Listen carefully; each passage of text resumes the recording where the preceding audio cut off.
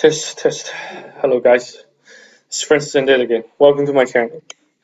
Today, I would like to return a favor to a friend of mine who introduced me Christianity, and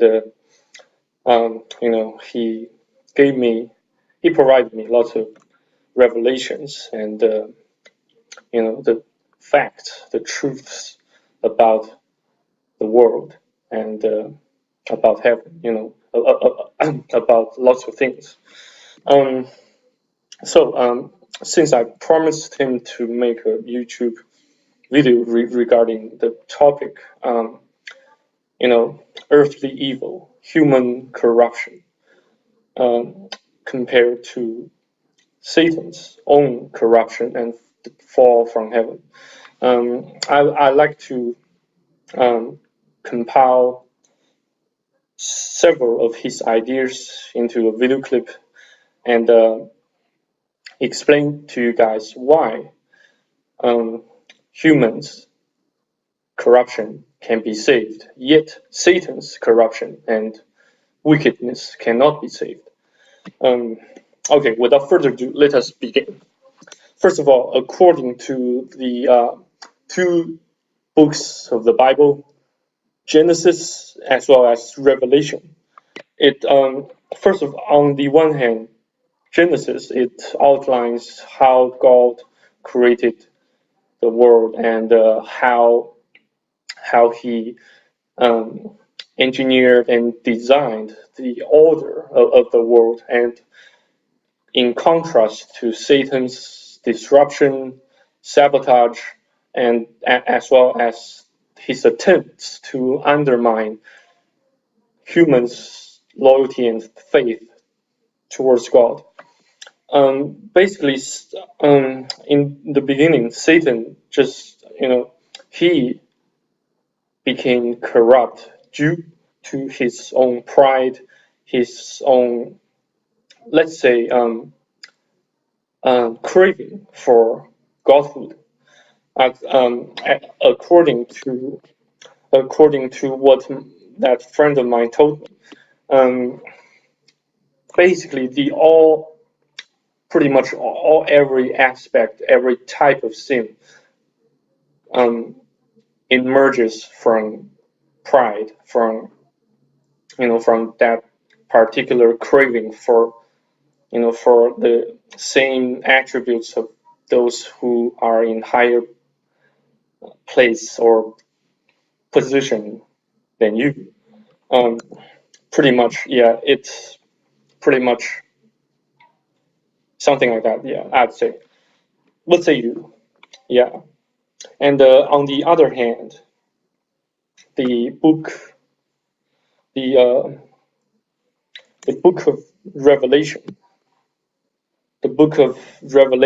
it predicts the final outcome of Satan, the final outcome, ending of this earthly world, and how God puts ends to all evil, all pain or agony, and how it also briefly explains how and why God does that. So pretty much on the other, in other words, Satan, he fears the Lord, and he also believes the Lord. Even if Satan, he everything he does is in complete defiance against God, against God's will. Even if everything he does is in complete defiance against God, he still believes God, though he does not believe God with joy or happiness, but instead in fear. He also fears God. He also, though his corruption, his downfall, his wickedness cannot be saved, it's because God did not. It's not because God doesn't want him saved, or God doesn't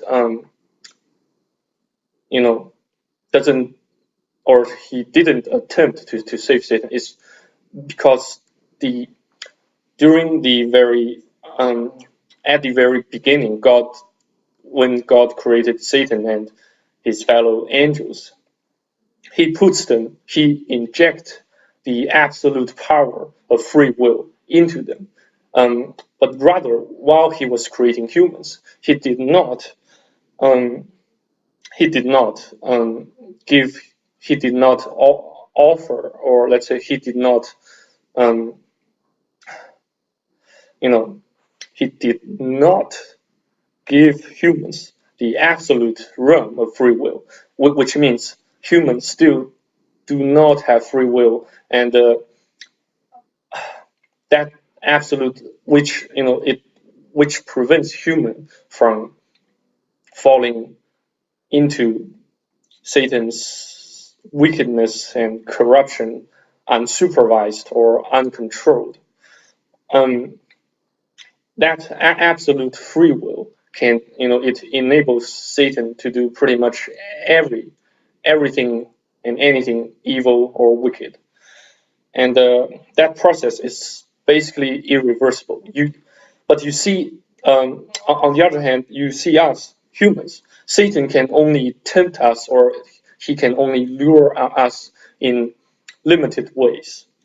Just a couple of ways he can tempt us into doing something wicked. Let's say lust, craving for sex, craving for having sex with someone, and the um, thirst for food, thirst for higher place, higher or better position than others in terms of employment, in terms of social status, in terms of economical, socio-economic status. That is to say, so basically, to summarize, Satan can only tempt us in pretty much three ways: the lust for the flesh, the lust for the body, or the lust for the eyes, as well as the pride of this life. Basically, three ways can he tempt us to commit sins. So you can see that human fall into corruption and wickedness in a limited manner, in a controlled, supervised manner. God, he already anticipated that human will fall into Satan's grasp and his cloud of wickedness, and yet he did far more better and anticipated far more better than Satan did. He actually um, integrated Satan into his ultimate plan of salvation for the entire humankind. He by first luring Satan into tempting humans and then consequently humans fell into the supervised, controlled, and limited corruption as well as wickedness. Um, you know, just three ways Satan can tempt us. There are just three ways, pretty much three ways, and yet Satan can do whatever he wants, and his corruption is completely absolute and unsupervised. Um, and what are the other ways Satan can exploit the vulnerabilities of human beings? Let's say Satan can also tempt humans, or he can also tempt us into doing things he wants us to do by, through unity. That is to say, through some kind of organizations, through some kind of, um,